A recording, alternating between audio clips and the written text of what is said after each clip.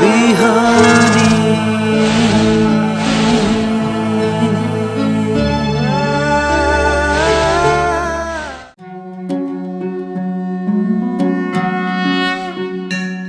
ओम नमामि समीशान निर्वाणरूपं विभुं व्यापकं ब्रह्मवेदस्वरूपम् अजं निर्गुणं निर्विकल्पं निरीहं चिदाकाशमाकाशवासं भजेऽहम्। ओंकारं बिन्दुसंयुक्तं नित्यं ध्यायन्ति योगिनः कामदं मोक्षदं चैव ओंकाराय नमो नमः। समादरणीय सम्पूर्ण दर्शकहरू प्रभातकालीन हार्दिक अभिवादन। इमेज च्यानलको शुभ बिहानी कार्यक्रम मार्फत हामी उपस्थित भइसकेका छौँ।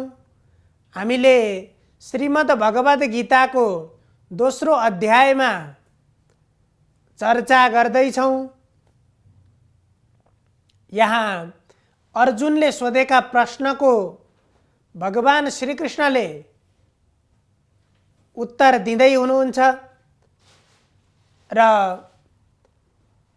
मानिसलाई यी सांसारिक विषय र पदार्थले कसरी आकर्षित गर्दछन् र ती विषय र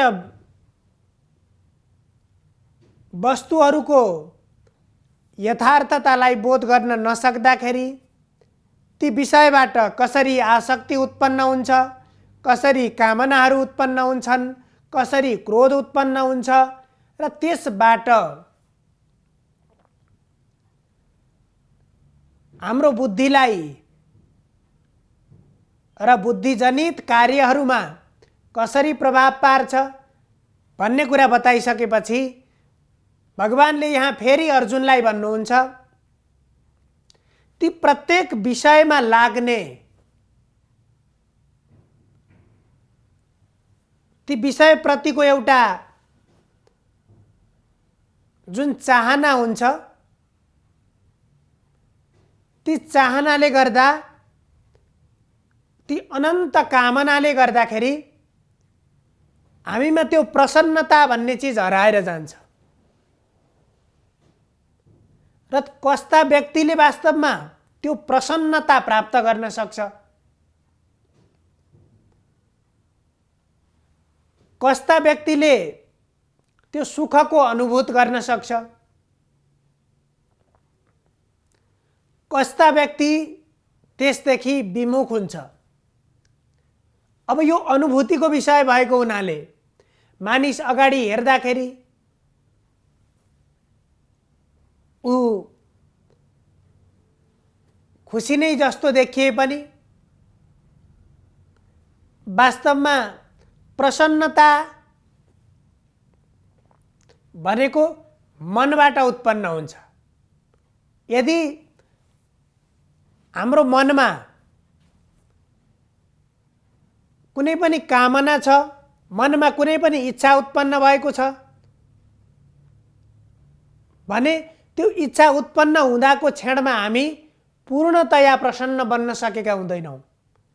हामीले त्यति बेला हाम्रो चाहना के हुन्छ, हामीले एउटा कालको, एउटा समयको प्रतीक्षा गरेर बसेका हुन्छौँ कि मलाई त्यो चिज प्राप्त भयो भने मलाई पुग्ने थियो, त्यो वस्तु प्राप्त भएपछि त मैले खुसी प्राप्त गर्थेँ होला भनेर त्यो एउटा क्षणको हामीले कल्पना गरिराखेका हुन्छौँ। तर त्यसबाट हामी वर्तमानमा वास्तवमा बाँच्न सकेका हुँदैनौँ। हामीले त्यो वास्तविक सुखको अनुभूत गर्न सकेका हुँदैनौँ। त्यसकारण त्यो विषयका ती विभिन्न भावनाहरू, ती कामनाहरूबाट मुक्त बन्नको लागि हामीले जुन व्यक्तिले साधना गर्छ अर्थात् ती कामनाहरूबाट मुक्त हुने प्रयत्न गर्छ हो त्यो अभ्यास बनेको, त्यो अभ्यासबाट त्यो साधनाबाट मानिसले त्यो प्रसन्नता प्राप्त गर्न सक्छ। किनभने संसारमा हामीले देखेका छौँ जसलाई कुनै पनि भौतिक वस्तुको भौतिक पदार्थको अभाव छैन, सबै कुरा प्राप्त छन्, तर पनि मानिस किन प्रसन्न हुन सकेका छैनन्? मानिस किन आफैमा खुसी बन्न सकेका छैनन्? र ती भौतिक बाह्य पदार्थबाट पूर्णता प्राप्त गरे पनि उसले त्यो सन्तुष्टिको निमित्त, त्यो प्रसन्नता प्राप्तिको निमित्त ध्यान गर्नुपर्दछ, आत्मचिन्तन गर्नुपर्दछ, विषयको चिन्तन होइन। यहाँ यदि दुःखको मार्ग भनेको यदि विषयको चिन्तन भयो भने त्यसले अनन्त कामना बढाउँछ। चिन्तन कस्ता कुराको गर्ने? अगाडि भगवानले भन्नुभयो यदि तिमीले चिन्तन विषयमा लगायौ, तिम्रो ध्यान बाह्य विषयमा लगायौ भने त्यसबाट आसक्ति उत्पन्न हुन्छ, आसक्तिबाट क्रोध उत्पन्न हुन्छ, क्रोधबाट बुद्धिनाश हुन्छ अनि आफ्नो कार्यबाट मानिस विचलित बन्दछ। तर हामीले त्यही ध्यान, त्यही चिन्तन बाह्य विषयमा होइन आफूभित्र लगाउन सक्यौं, आत्मचिन्तनमा हामीले ध्यान लगाउन सक्यौं भने त्यही ध्यानले फेरि ती कामनाहरू आसक्तिबाट मुक्त बनाउँछ र मनका कामनाहरू बिस्तारै हट्दै जान्छन्। त्यसकारण अगाडि ती कामनाबाट मुक्ति हुने मार्गहरू ध्यानको मार्ग,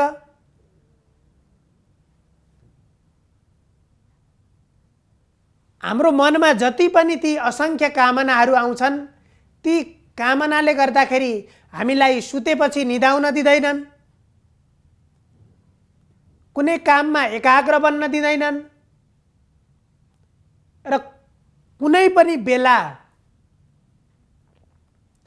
हामीलाई स्वतः स्फूर्त अन्तर्हृदयदेखि अन्तःकरणदेखि हामीलाई प्रसन्न बन्न दिँदैनन्। हामी पूर्णतया मानिस प्रसन्न बनेको अवस्थामा ऊ कामना रहित बन्छ। जस्तो कि मनमा धेरै इच्छा र कामनाहरू उब्जिराखेका छन् भने त्यति बेला मानिस पूर्णतया सन्तुष्ट बनेको हुँदैन। त्यहाँ ती विषय वासनाहरूले, ती विषय वस्तुहरूले उसलाई तानिराखेका छन्, जेलिराखेका छन्, घेरिराखेका छन्, त्यसबाट त्यति बेला मुक्त हुन दिँदैनन्। जस्तो कि हामीले कुनै वस्तुको, कुनै चिजको प्राप्तिको अभिलाषा राखेर जीवन व्यतीत गरिराखेका हुन्छौँ, त्यो बेलामा हामी खास प्रसन्न हुन सकेका हुँदैनौँ।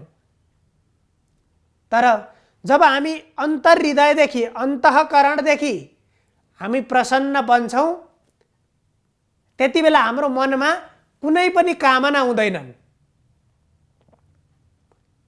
त्यसकारण प्रसन्न बन्नको लागि मनका कामनाहरू निवृत्त गर्न सक्नुपर्छ र मनका कामनाहरू हटाउने प्रमुख एउटा माध्यम भनेको ध्यान हो।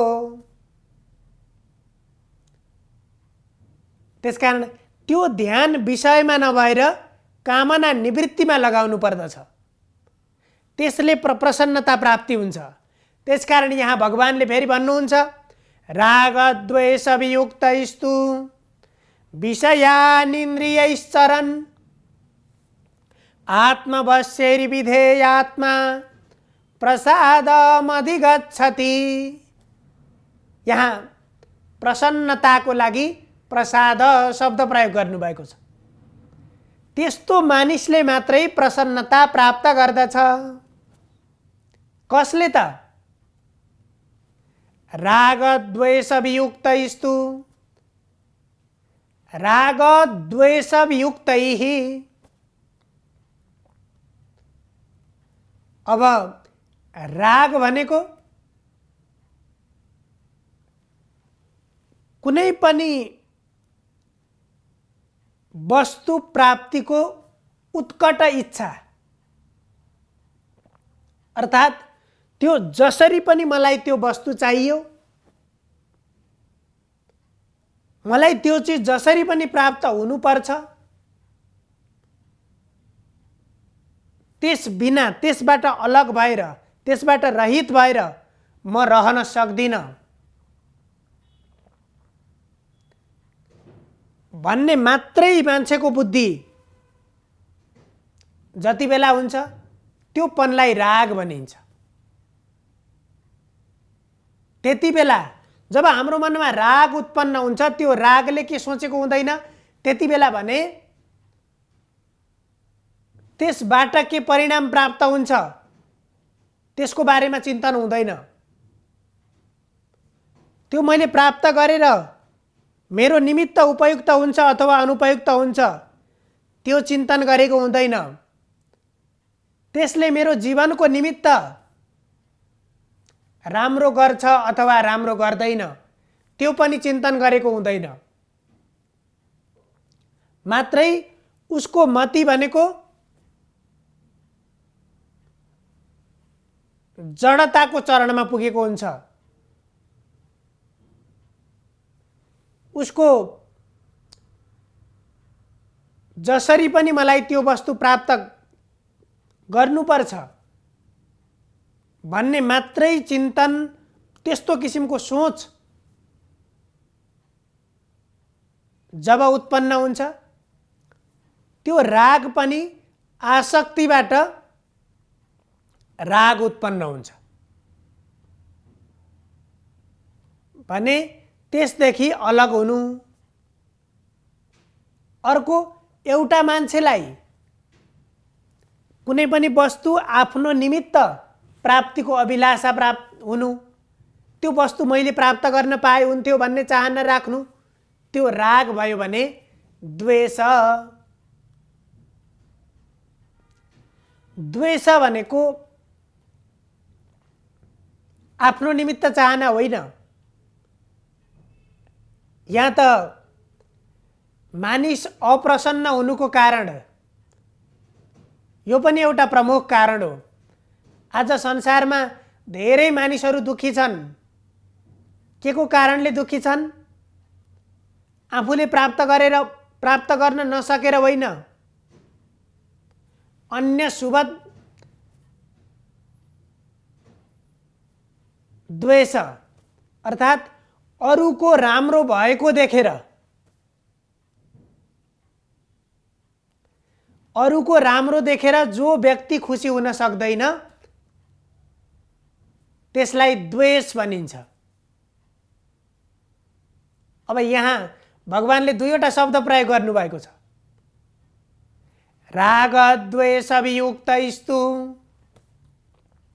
एउटा रागबाट, कुनै पनि वस्तुको प्राप्तिको उत्कट अभिलाषाबाट, र अर्को द्वेष भनेको अरूको राम्रो भएको देखेर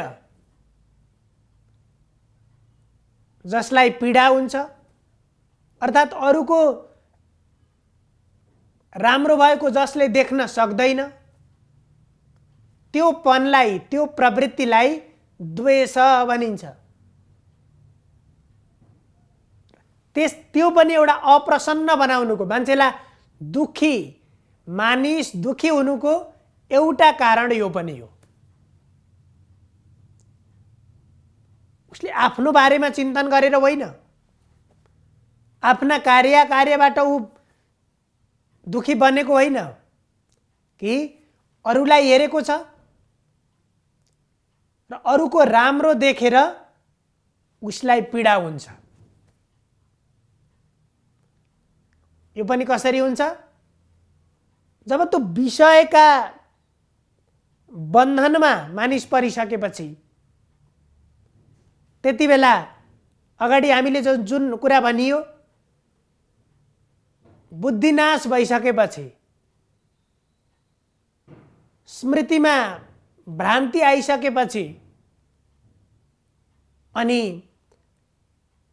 जुन कुरा मान्छेले चिन्तनै गर्नु नपर्ने हो त्यस्ता कुरामा आज संसारमा धेरै मान्छेहरूलाई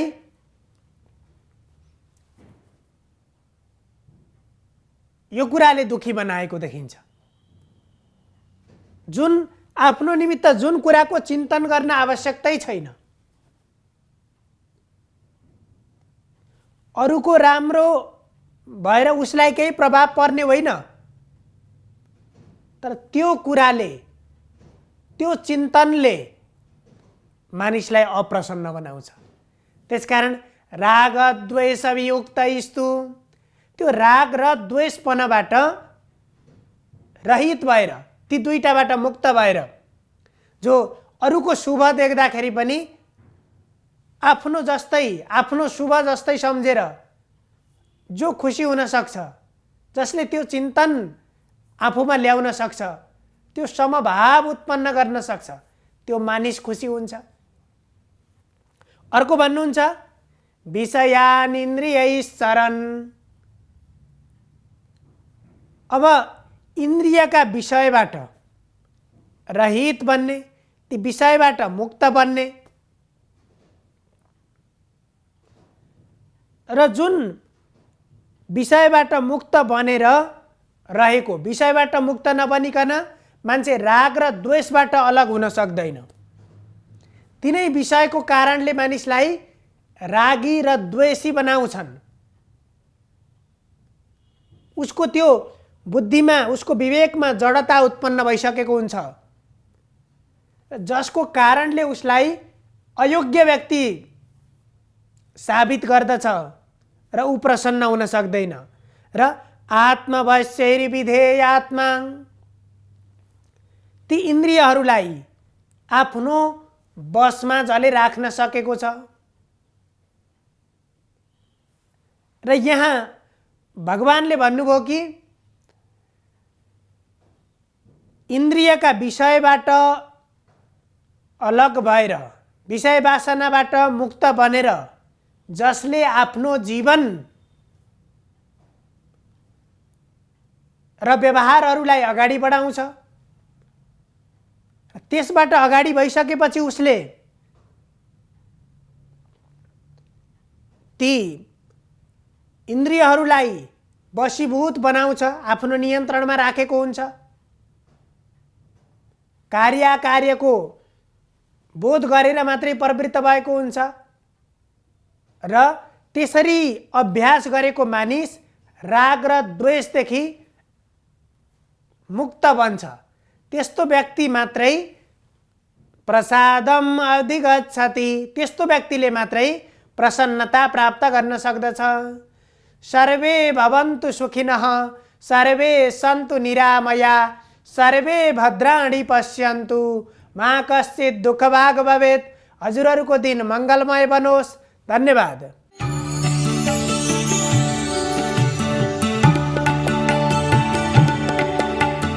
नमस्कार, तपाईको आजमा स्वागत छ। म ज्योतिष आचार्य नारायण प्रसाद भण्डारी सधैँ झैँ आज पनि पञ्चाङ्ग र राशिफलको साथ उपस्थित भइसकेको छु। सुरु गरौँ आजको पञ्चाङ्गबाट।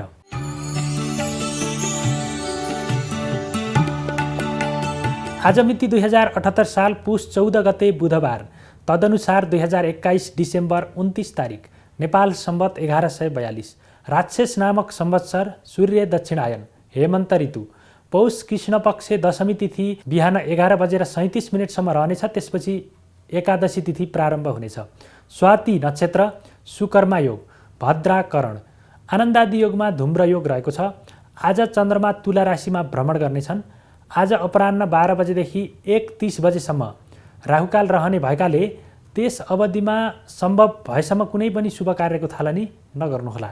काठमाडौँमा सूर्योदय बिहान 6:55 हुनेछ भने सूर्यास्त साँझ 5:16 हुनेछ।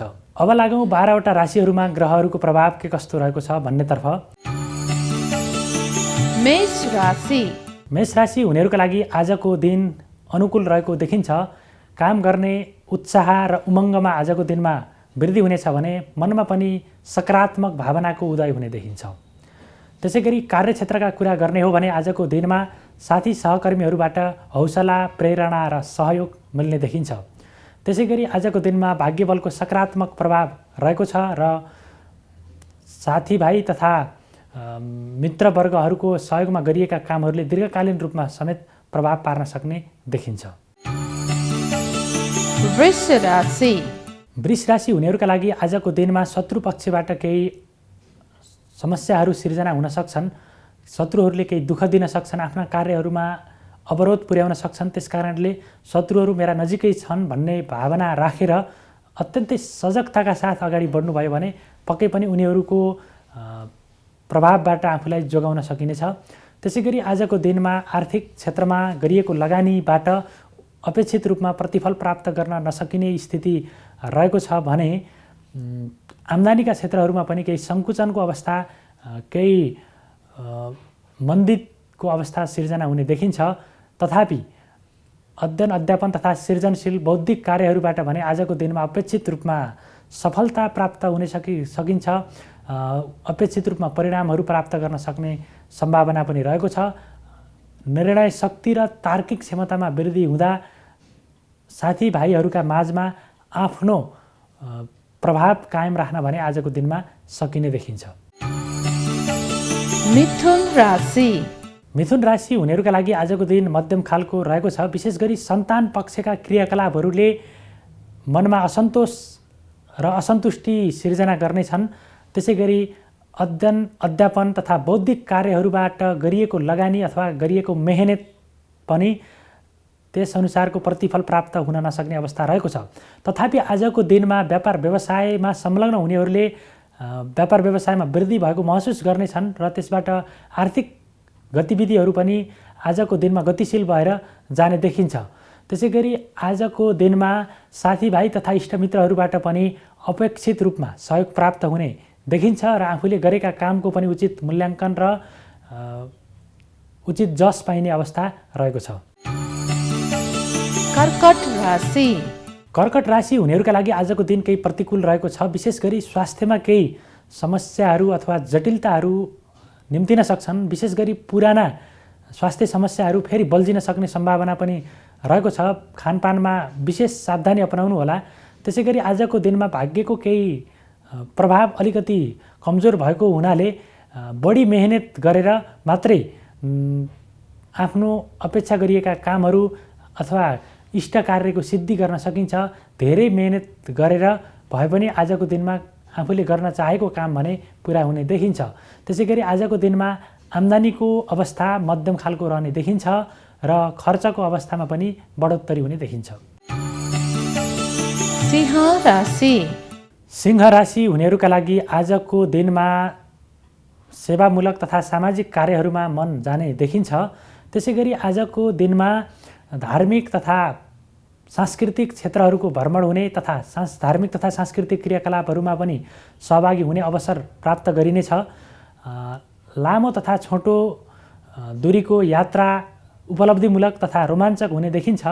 त्यसै गरी आजको दिनमा साझेदारीबाट गरिएका कामहरूले पनि उचित प्रतिफल प्राप्त गर्न सकिन्छ। तथापि आजको दिनमा शत्रुहरूबाट भने केही सजग भएर अगाडि बढ्नुपर्ने देखिन्छ। कन्या राशि। कन्या राशि हुनेहरूका लागि आजको दिन केही प्रतिकूल रहेको देखिन्छ। विशेष गरी पारिवारिक जीवनमा केही विवादहरू उत्पन्न हुन सक्छन्। आपसमा मनमुटावहरू उत्पन्न हुन सक्छन्। विश्वासको सङ्कटका कारणले गर्दाखेरि पारिवारिक जीवन अत्यन्तै नकारात्मक, अत्यन्तै अनुदासीन भएको हुनाले आजको दिनमा मनमा पनि नकारात्मक विचारहरूको सलबलाहट हुनेछ। त्यसै गरी आजको दिनमा अध्ययन अध्यापनमा पनि रुचि जाने छैन र गरिएका कामहरूले पनि अपेक्षित रूपमा नतिजा दिन सक्ने छैनन्। आजको दिनमा काम गर्न पनि जोस जाँगर र उत्साहको कमी हुने देखिन्छ। तुला राशि तुला राशि हुनेहरूका लागि आजको दिन अनुकूल रहेको देखिन्छ।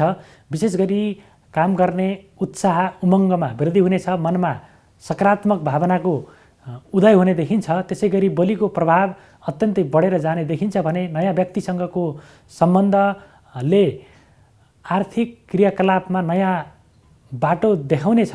त्यसै गरी लगानी गर्दै हुनुहुन्छ अथवा त्यो सोचमा हुनुहुन्छ भने पनि आजको दिनमा लगानी गर्दा त्यसले अपेक्षित रूपमा परिणाम नतिजाहरू भविष्यको लागि दिने देखिन्छ। वृश्चिक राशि वृश्चिक राशि हुनेहरूका लागि आजको दिन केही प्रतिकूल रहेको देखिन्छ। विशेष गरी शत्रुहरूले आजको दिनमा बढी दुःख दिनेछन् र आर्थिक क्रियाकलापमा पनि आजको दिनमा अत्यन्तै मन्दीको अवस्था सिर्जना हुने देखिन्छ। धनमाल चोरी हुन सक्छ। आफ्नो सुरक्षा व्यवस्थालाई मजबुत बनाएर अगाडि बढ्नुहोला। त्यसै गरी सवारी साधनमा यात्रा गर्दाखेरि पनि विशेष सावधानी अपनाउनु होला। चोट चपेटको सम्भावना पनि रहेको देखिन्छ। कल्पना र भावनामा मन बहलिँदा आफ्ना कार्यहरूमा त्यसले बाधा पुग्ने देखिन्छ। आफ्ना कार्यहरूमा सिद्धि हुन त्यसले विलम्ब बनाउने देखिन्छ। धनु राशि धनु राशि हुनेहरूका लागि आजको दिन अनुकूल रहेको छ। विशेष गरी आम्दानीको क्षेत्र अत्यन्तै सशक्त भएर जाने देखिन्छ भने अध्ययन अध्यापन तथा बौद्धिक क्रियाकलापहरूले पनि त्यसबाट पनि आर्थिक पाटोलाई मजबुत बनाउन सकिनेछ। त्यसै गरी आजको दिनमा प्रेम सम्बन्धले थप उचाइ प्राप्त गर्नेछ, थप प्रगाढता ल्याउनेछ र दाम्पत्य जीवनमा पनि आजको दिनमा सुखमय अवस्था रहेको देखिन्छ। त्यसै गरी आजको दिनमा स्वास्थ्य अवस्था पनि अनुकूल बन्दै जानेछ। यदि तपाईँलाई लामो समयदेखि बिरामी भइरहनु भएको छ भने पनि आजको दिनमा रोगबाट केही उन्मुक्ति मिलेको आभास हुने देखिन्छ। मकर राशि मकर राशि हुनेहरूका लागि आजको दिन केही प्रतिकूल रहेको छ। विशेष गरी राज्य पक्षबाट केही दण्ड जरिवानाको सम्भावना रहेको छ। त्यसकारणले नीति नियम कानुनको अत्यन्तै अध्ययन गरेर अत्यन्तै बुझेर अगाडि बढ्नुहोला र कडी कडाउको शिकार हुन सकिनेछ।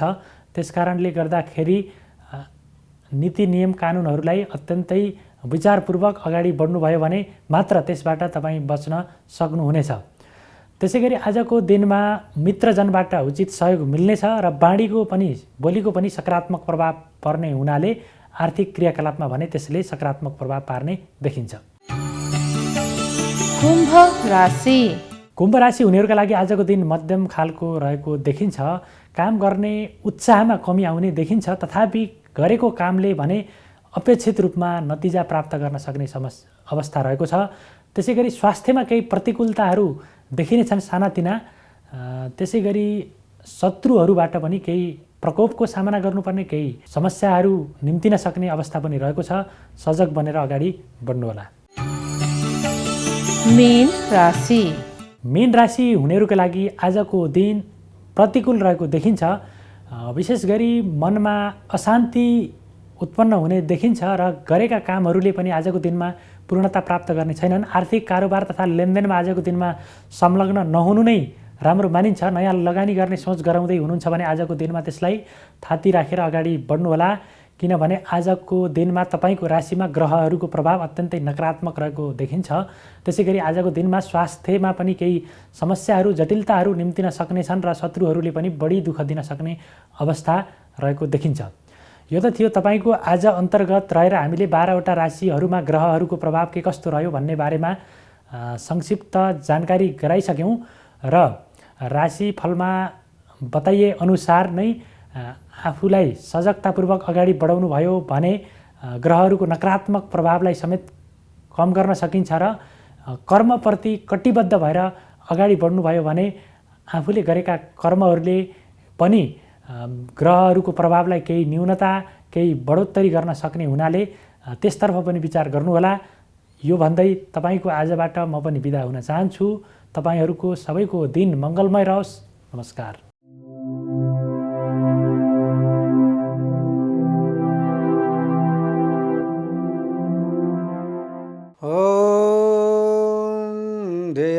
सदा परिभवग्नमभीष्टदोहं तीर्थास्पदं शिवविरिञ्चिनुतं शरण्यं भृत्यार्तिहं प्रणतपालभवाब्धिपोतं वन्दे महापुरुषते चरणारविन्दम्।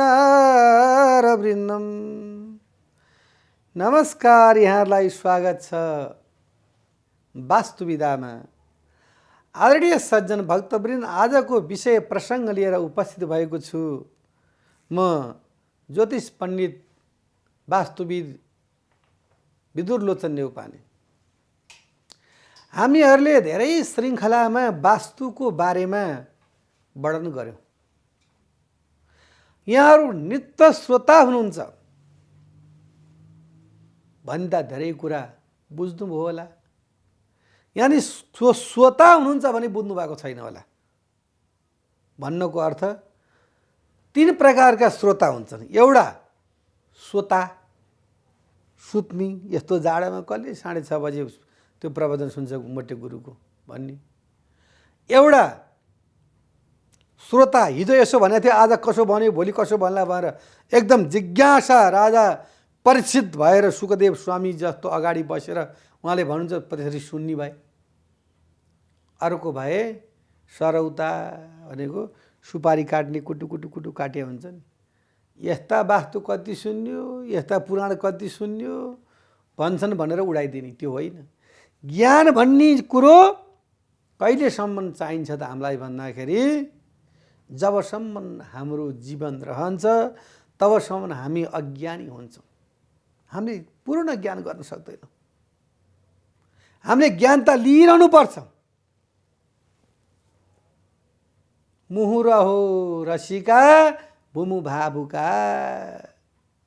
जबसम्म हाम्रो प्राण रहन्छ, पखेरु रहन्छ, तबसम्म हामीले चाहिँ नि बार बार हरिकथाहरू, शुभ राम्रा कुराहरूलाई चाहिँ नि श्रवण गरिरहनु पर्छ।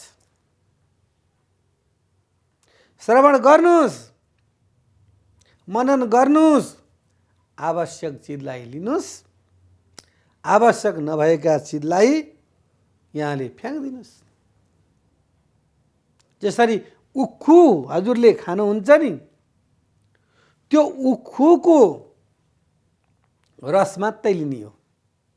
त्यसको त्यो बाहिरको बोक्रा, खोस्टा, त्यसलाई चाहिँ के त भन्दाखेरि खाने होइन।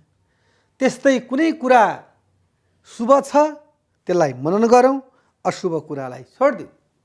त्यस्तै प्रकारले अब आजको विषय प्रसङ्ग परोस्न जाँदाखेरि जसरी वास्तुशास्त्र अनुसारमा यहाँलाई सम्पूर्ण जानकारी भइसकेको छ कि पूर्व, पश्चिम, उत्तर र दक्षिण, ईशान र आग्नेय, यता वायव्य र नैऋत्य, यस्ता प्रकारका 8 प्रकारका कोणहरूमा कुन कुन दिशामा कुन कुन भगवानको वास हुन्छ भन्ने विषय यहाँहरूलाई म वर्णन गर्न गइरहेको छु। जसरी पूर्व दिशामा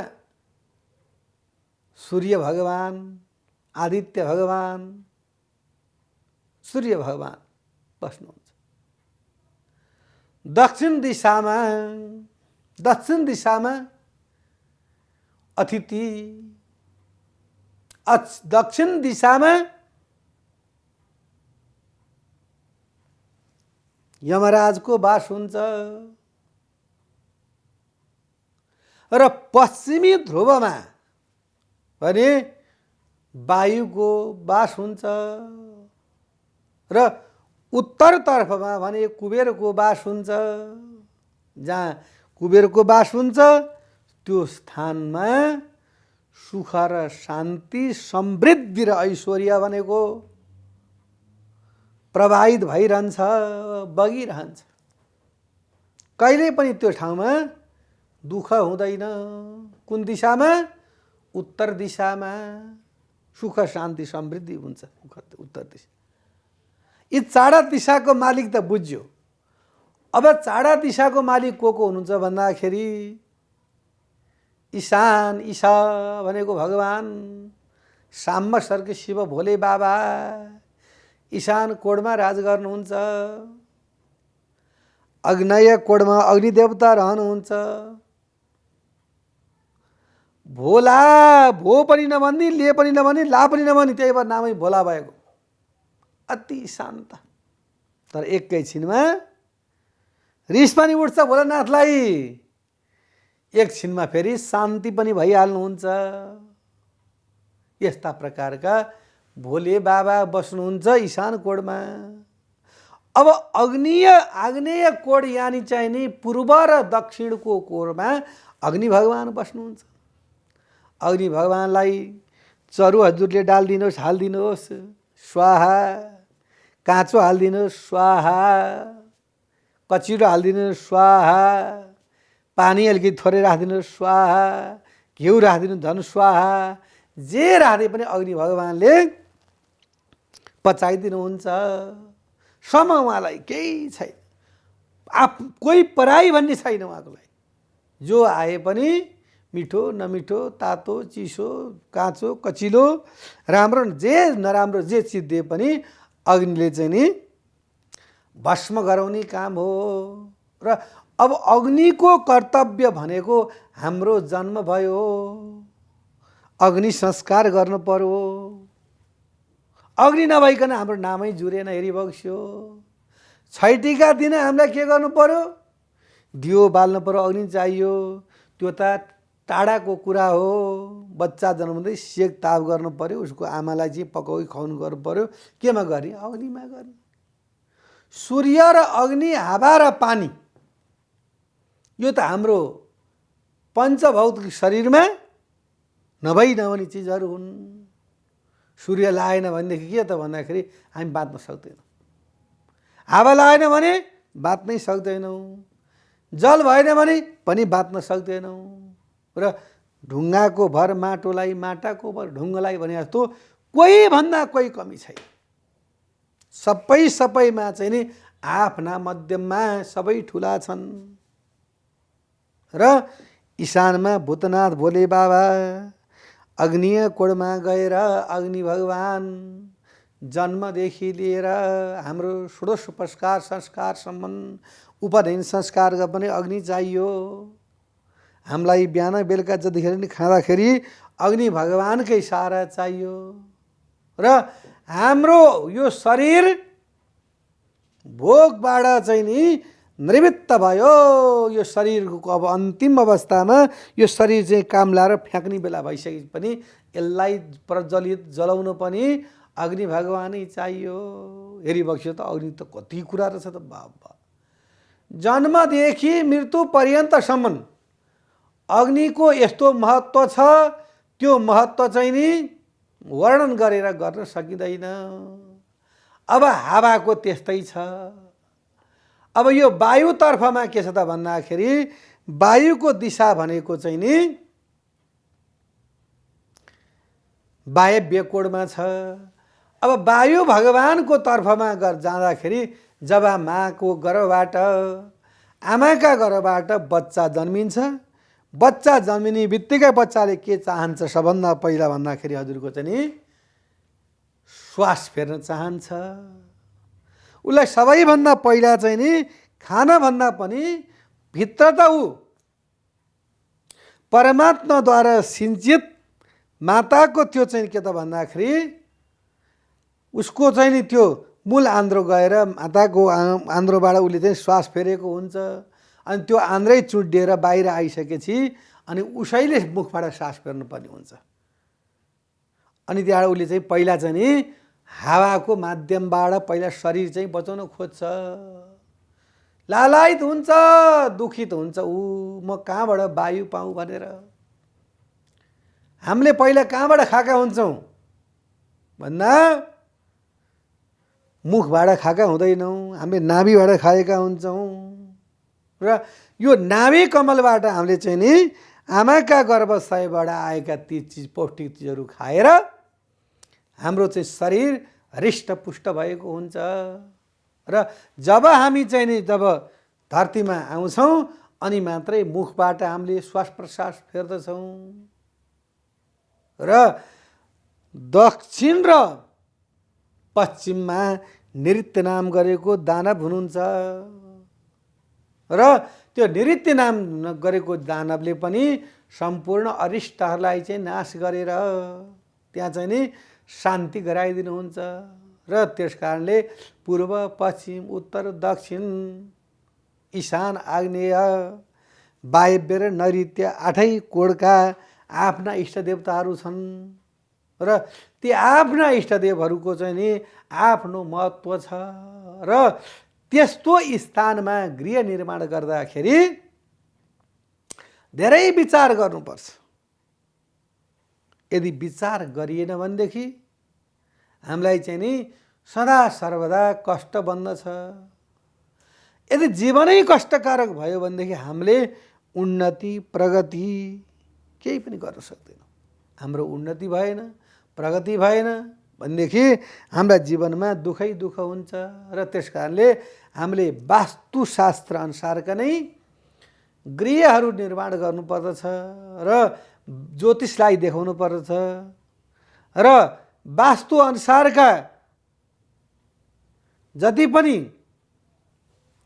अट्टाली बुर्दाहरू पहिला पहिला बनाइन्थ्यो त्यस्तै प्रकारले बनाउनु छ भने पनि कुन दिशामा झ्यालहरू राख्दा राम्रो, जसरी पूर्व दिशामा हजुरले कुदेको राम्रो झ्याल चाहिँ ठुला ठुला राख्नु भनेदेखि त्यसको अनुपातमा पश्चिममा आधी मात्रै राख्नुपर्छ।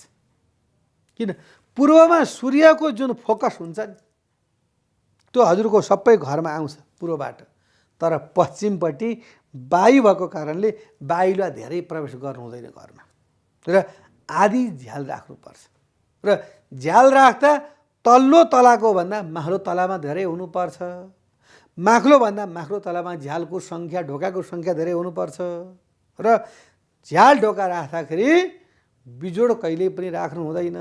सम्पूर्ण घरको झ्याल ढोका चाहिँ नि काउन्ट गर्दाखेरि बिजोडी समसङ्ख्यामा हुनुपर्छ। बिजोड सङ्ख्यामा भयो भनेदेखि त्यो घर मूललाई पिर्दछ। यस्तो वास्तु वल्लभमा यसको वर्णन गरिएको छ र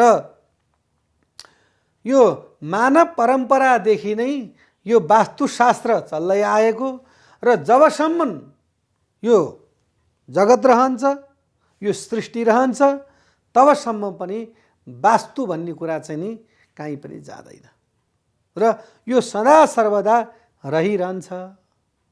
र यो हामीले हेरौँ परापूर्वकालदेखि नै हामीलाई पहरा कन्दराहरूमा पनि वास्तु कुदेको पाइन्छ। अहिले पनि यो मानव सभ्यताले नै ल्याएको चिज हो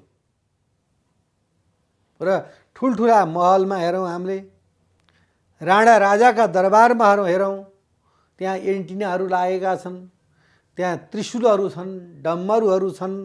किन भन्दाखेरि त्यो चट्याङ नपरोस् भन्नका लागि, वास्तु दोष नलागेको भन्नको लागि। र यदि वास्तु दोष छ भनेदेखि तामाको तार त्यसमा चाहिँ नि बिछ्याइन्छ, पिलामेन्टहरू झुन्ड्याइन्छ, बाँसुरीहरू राखिन्छ, त्यो गर्दाखेरि अनि स्वस्तिकहरू बनाइन्छ।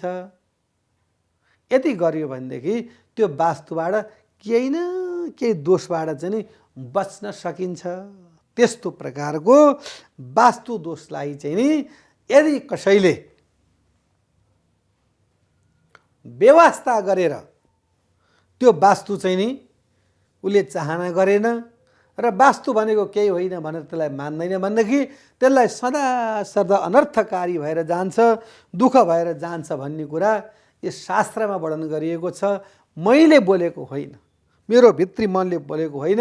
शास्त्रमा जे कुरा छ त्यसको के त भन्दाखेरि कठपुतली यानि एउटा गाइड गर्ने कर्तव्य मात्रै मेरो र वास्तु अनुसारले गृह निर्माण भएन भनेदेखि त्यसले जीवनभरि रोइरहनु पर्छ, पछुताउनु पर्छ। त्यसका सन्तान श्रीमती रोगी व्याधि हुन्छन् र हजुरहरूले चाहिँ नि वास्तुलाई अपनाउनुहोस्, वास्तु देखाउनुहोस्। घर बनिसकेको छ भने पनि त्यो वास्तुको उपकरणद्वारा सुख समृद्धि पाउन्स् भन्दै आजको कार्यक्रमबाट बिदा हुन चाहन्छु। हस्त नमस्कार। शुभ